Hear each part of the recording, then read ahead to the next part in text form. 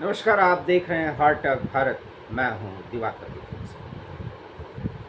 इधर राहुल गांधी के नेतृत्व में इंडी अलायंस, माफ़ करिएगा मैं एनडी अलायंस बोल रहा था, वैसे है वो एनडी अलायंस ही, लेकिन इंडी अलायंस मोदी सरकार को गिराने की तारीखें तय कर रही है। अगस्त बीतने वाला है और लगभग बीत चुका है। अब देखते हैं कि राहुल गांधी अगली तारीख मोदी सरकार को गिराने की क्या देते हैं। लेकिन जितनी तारीखें वो देते जा रहे हैं, उन तारीखों पर मोदी सरकार बहुत मुखर होकर के निर्णय ले रही है और अपेक्षाकृत 4 जून के हिसाब से ज़्यादा मजबूत दिख रही है। आप माने या ना माने, लेकिन फैसले और मोदी सरकार के बढ़ते कदम आप देख सकते हैं और मेरी बात से सहमत हो सकते हैं। हो न हो, होना चाहें न होना चाहें, ये सब कुछ आप पर निर्भर करेगा। बहरहाल मैं ये बात कह क्यों रहा हूँ, क्योंकि मोदी सरकार के इशारे पर भाजपा शासित राज्य के मुख्यमंत्री भी कई ऐसे फैसले ले रहे हैं। बहुत छोटा सा एक फैसला है असम सरकार का, लेकिन उस फैसले के मायने और मतलब को समझिए।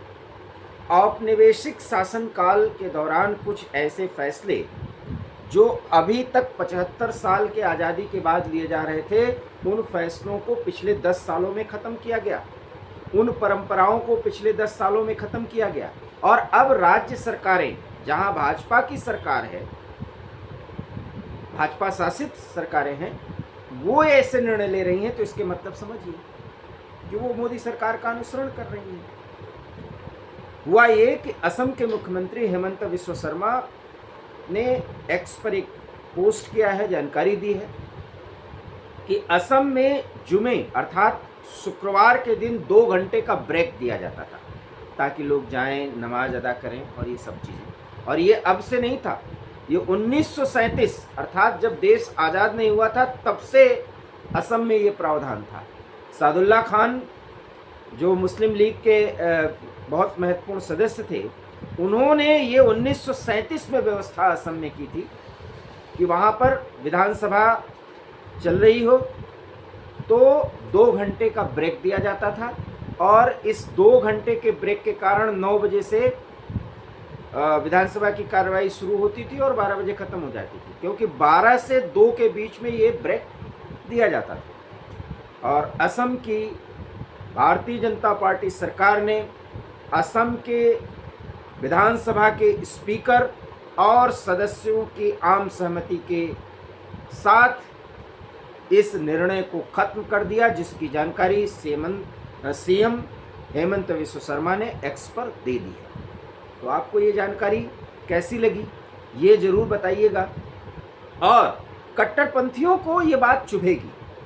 हम ये खबर इसलिए दे रहे हैं कि हमें इसको स्वीकार करना चाहिए। क्यों? क्योंकि असम के मुख्यमंत्री ने जो इस पर तर्क दिया है वो वाजिब है कि हमें विधानसभा की कार्यवाही की प्रोडक्टिविटी अर्थात उसकी उत्पादकता को बढ़ाना होगा। शुक्रवार के दिन हम 2 घंटे अगर ब्रेक देते हैं तो 1 घंटे बाद का और 1 घंटे पहले का लगभग 4 घंटे बर्बाद, और कहिए कि आधा दिन बर्बाद होता था। तो ऐसे में इस ब्रेक की प्रथा को ही खत्म कर दिया गया और ऐसा होना चाहिए था।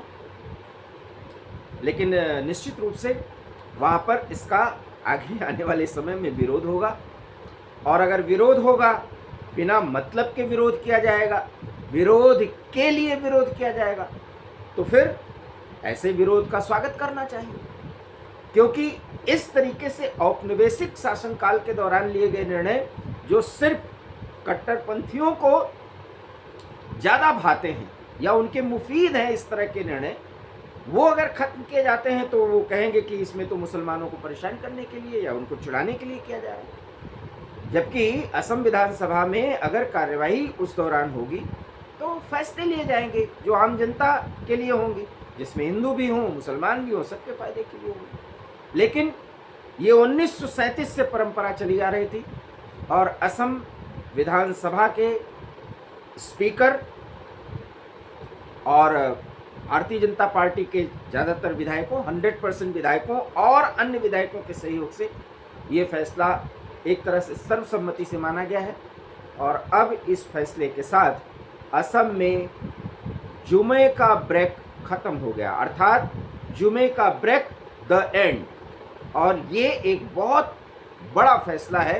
कुछ ऐसा ही फैसला देश के उन राज्यों में लिया जाना चाहिए, और ख़ास करके बंगाल में, जहाँ आधा बंगाल, ये कहने में संकोच नहीं होना चाहिए, कट्टरपंथियों के हाथों में जा चुका है।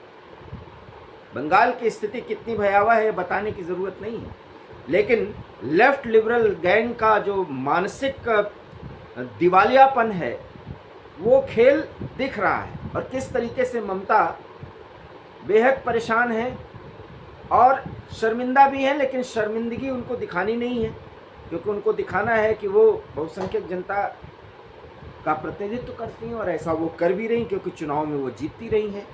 तो कट्टरपंथियों को खुश करना उनके लिए ज़रूरी है। लेकिन कलकत्ता के कुछ ऐसे घटनाक्रम जो एक भद्रजन के लिए कतई उचित नहीं है, पूरे देश के लिए कतई उचित नहीं है, और इस पर केंद्र सरकार भी सख्त निगहबानी कर रही है। स्थिति ये है कि अगर नरेंद्र मोदी इंदिरा गांधी की तरह होते तो अब तक राष्ट्रपति शासन का ऐलान कर दिया गया होता। इसलिए राहुल गांधी को सुनना चाहिए, ये बात समझना चाहिए। मोदी ने पिछले 10 सालों में किसी भी राज्य सरकार को धारा 356 का इस्तेमाल करके गिराया नहीं है, उसे बर्खास्त नहीं कराया है, राष्ट्रपति शासन नहीं लगाया है। और इसी का ये नतीजा है कि ममता जैसे नेता, जो मैं मानता हूँ कि वो बहुत ही समझदार नेता हैं, मोदी के इस जिसको आप कह सकते हैं कि छूट देने की प्रवृत्ति को, या किसी को स्वीकार करने की प्रवृत्ति को, इसी का फ़ायदा उठा करके वो राज्य में ऐसे कुछ घटनाक्रम को होते देना चाह रही हैं, उसे होते हुए देख रही हैं, जिसका होना न तो राज्य के लिए उचित है, न तो पूरे देश के लिए। और कट्टरपंथियों को दबाने के लिए अगर ये इस तरह के निर्णय लिए जाते तो बेहतर होता, जो निर्णय नहीं लिए जा रहे हैं। और बंगाल में उनकी मनमानी चल रही है।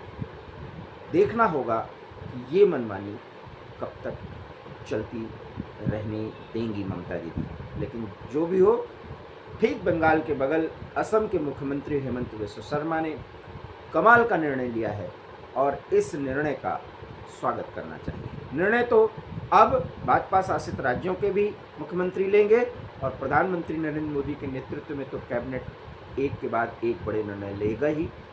हाँ, ये ज़रूर है कि इस बीच राहुल गांधी की तरफ से वक्तव्य आते रहेंगे। हिंदुओं को हिंदुओं से लड़ाने का उनका जातिवादी जो टोटका है वो पूरी तरह से प्रभावी रहेगा।